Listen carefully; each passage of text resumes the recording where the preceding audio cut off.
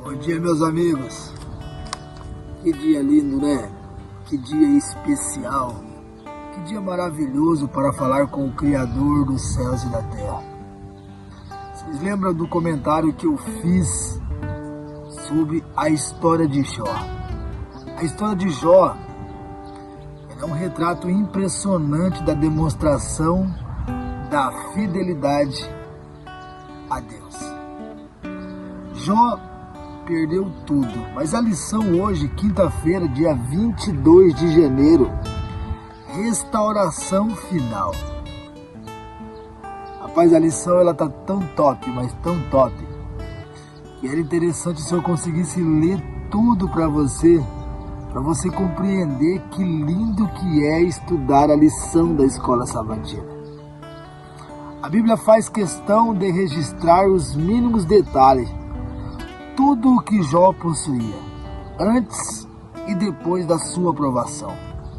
Ele era um homem muito rico, profundamente ligado à sua família, mas de um momento para outro perdeu tudo, numa tragédia atrás de outra. No entanto, a história não se encerra com o sofrimento. O livro de Jó termina com uma restauração profunda. Depois de tudo o que ele enfrentou, suas riquezas foram dobradas. Uma única exceção. Olha que legal isso aqui. O número de filhos de Jó é interessante, porque o número de filhos de Jó, a Bíblia descreve, né, em Jó 42, do 12 ao 13. Eles receberam novamente 7 filhos e 3 filhas. O número de filhos de Jó eram 7 homens e 3 mulheres. Jó, ele perde os seus filhos, né, numa tragédia muito grande. Mas depois, por que a lição está falando restauração final? Quando Deus e Jó consegue vencer através de Cristo Jesus a sua grande luta, que hoje a gente entende como grande conflito, Deus devolve em dobro. Mas Manuel, por que os filhos não foram em dobro?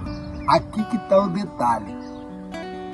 Ele teve de novo, a sua esposa teve de novo 7 homens e 3 mulheres.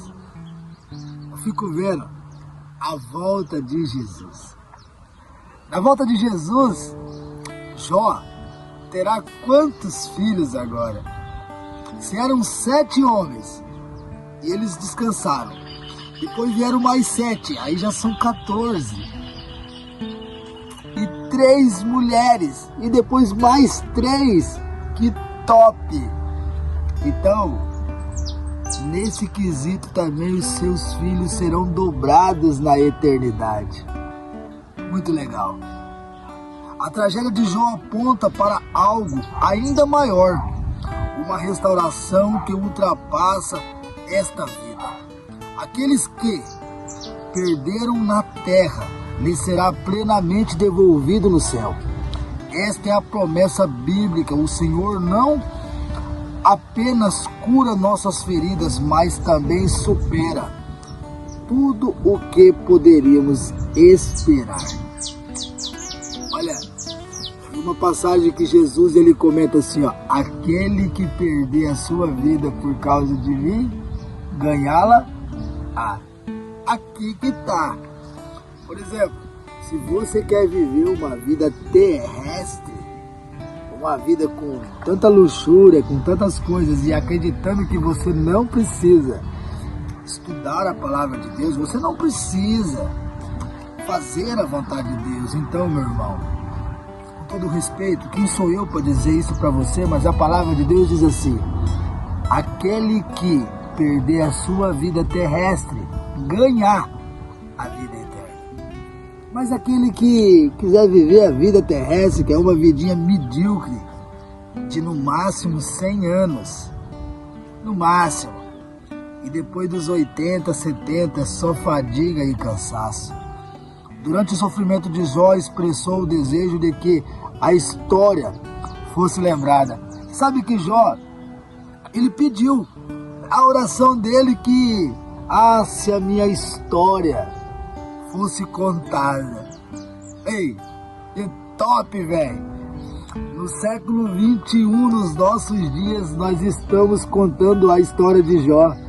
E foi quantos mil anos atrás? Está escrito lá em Jó 19:23. Mal ele sabia que os seus clamores seriam eternizados. O que a história de Jó se tornaria a fonte de esperança para uma geração igual a minha e a sua. Ei, um homem íntegro, reto, temente a Deus. Passou por luta. Então, é muito interessante quando Jesus diz, lá em João 16:33, nesse mundo, Manuel, nesse mundo, você, meu amado, que está ouvindo essa mensagem, nós vamos passar por aflições, nós vamos passar por dificuldades, mas Jesus diz bem claro, tenha de bom ânimo, porque eu venci o mundo. Você sabe, a restauração final será com a volta de Jesus.